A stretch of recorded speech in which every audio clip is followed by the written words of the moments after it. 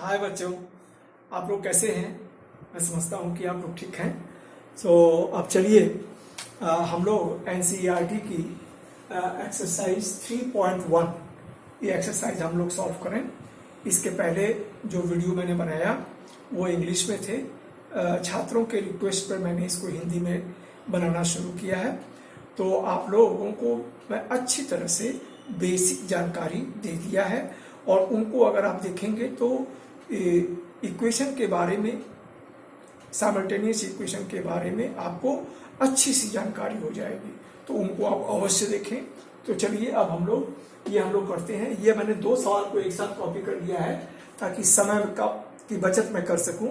तो पहला सवाल ये है कि Aftab tells his daughter 7 years ago I was 7 times as old as you were then। 7 साल पहले वह 7 गुना, उस पिता की उम्र जो थी वह पुत्री की उम्र से 7 गुना ज्यादा थी। पहली कंडीशन है।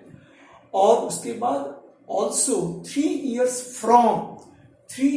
from सो नाउ, और ये है तो 7 years ago।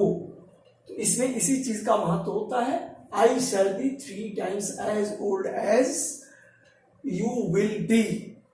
तो 3 साल बाद मैं 3 गुना हो जाऊंगा तुम्हारी उम्र का। तो इसमें यह कंडीशन माने रखती है कि जब पहले की उम्र कहा जाए, पहले की उम्र का संबंध बताया जाए, तो आप क्या करेंगे कि माइनस कर देंगे। जितने साल पहले की बात करेंगे उतना साल माइनस कर देंगे, और बाद की उम्र के लिए हम बाद की उम्र के लिए प्लस कर देंगे। तो चलिए जरा सवाल करते हैं। So let present age of Aftab is equal to x और प्रेजेंट एज ऑफ डॉटर क्या हो गया y। अब क्या कर रहा है कि 7 years ago, तो चलिए 7 years ago हम निकालते हैं। 7 years ago उनकी उम्र क्या हो जाएगी, तो एज ऑफ आफ्ताब क्या हो जाएगा भाई, वो 7 साल छोटा रहा होगा, तो x - 7। और एज ऑफ डॉटर ये क्या हो जाएगा, वो भी 7 साल छोटी रही होगी। अब उनके बंद में उनके एज का संबंध क्या है। आई वॉज 7 times, तो मतलब पिता बड़ा है 7 गुना, तो ये age of father is equal to 7 times as old as his son, तो y - 7। तो यह x - 7 is equal to 7y और यह -49।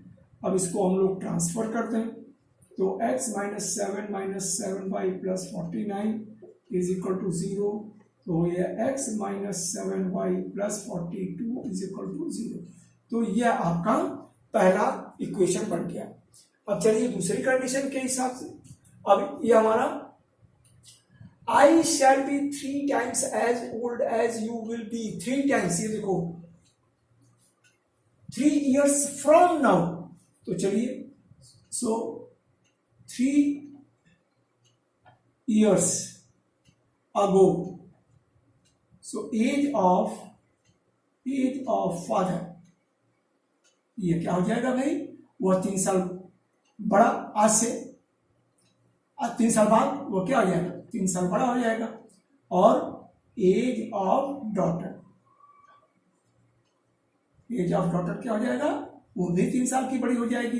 अब उनके उम्र का संबंध क्या है, तो अब यह x + 3, यह पिता जो है वह पुत्री से 3 गुना बड़ा है, तो y + 3। तो यह x + 3 is equal to 3y + 9।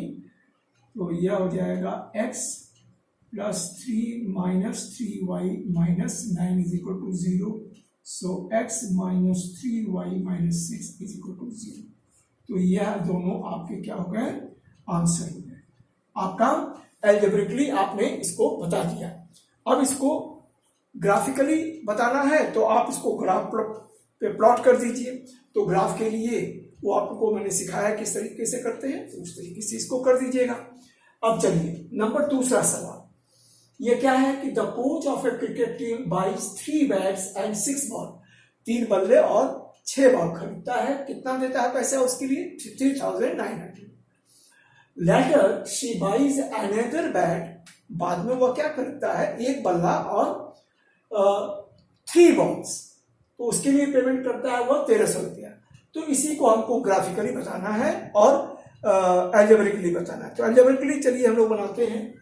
So let cost of 1 bat is equal to x and cost of 1 ball is equal to y.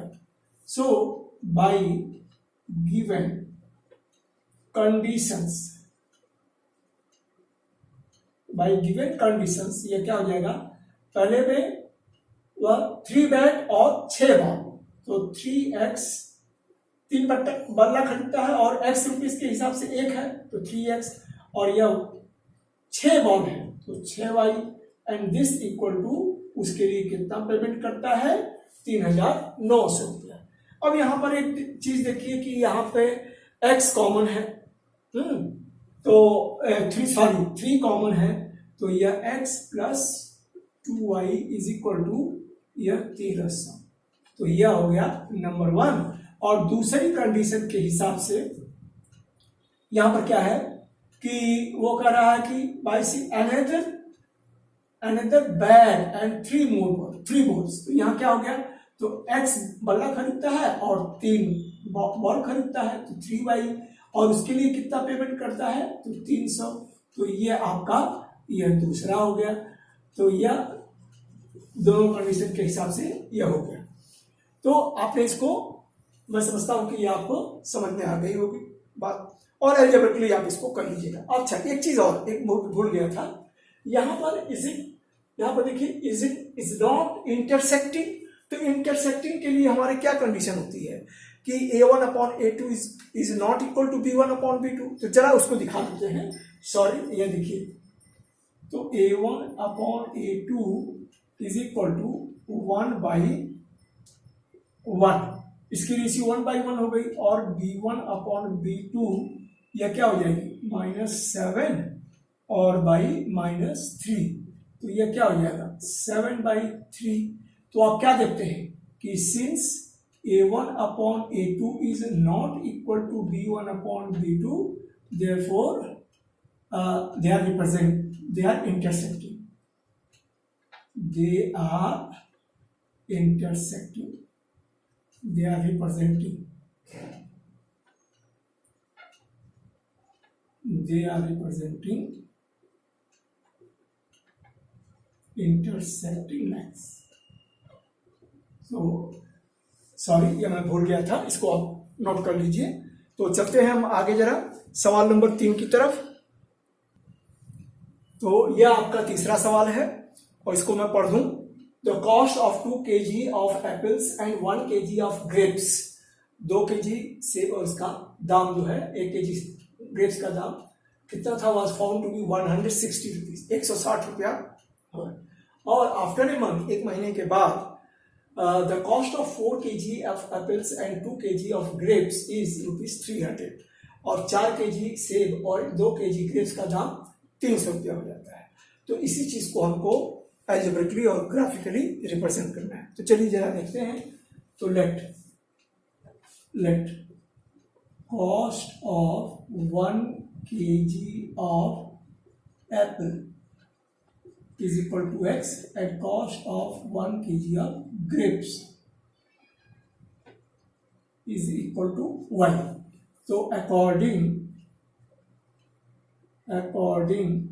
to given conditions, दी गई शर्तों के अनुसार, तो पहला क्या हो जाएगा? 2 kg एप्पल है तो 2 × 2x, ये 2x हो गया, और 1 kg से अंगूर है तो y हो गया, और इसके लिए कितना देता है? यह 160 रुपया देता है। तो यह आपका ये पहला बन गया। और after a month the cost of 4 kg, तो यह 4 kg ऑफ एप्पल तो 4x, और 2 kg ऑफ ग्रेप्स तो 2y, और इसके लिए कितना है? यह 300। तो यहाँ आप गौर कीजिए कि यहाँ 4x और 2 है, 300 है, तो इसमें 2 कॉमन है, तो 2 से डिवाइड कर दीजिए। तो 2x plus y is equal to 150। तो ये आपका दूसरा इक्वेशन बन गया, ये एलिजिबिलिटी हो गया। और इसको हम लोग ग्राफिकली रिप्रेजेंट करने के लिए, तो जैसा कि मैंने पिछले वीडियोस में बेसिक जानकारी में मैंने दिखाया है, उसको आप उसकी हेल्प लेकर के आप इसको कर सकते हैं। तो आज के लिए इतना ही। तो हम लोग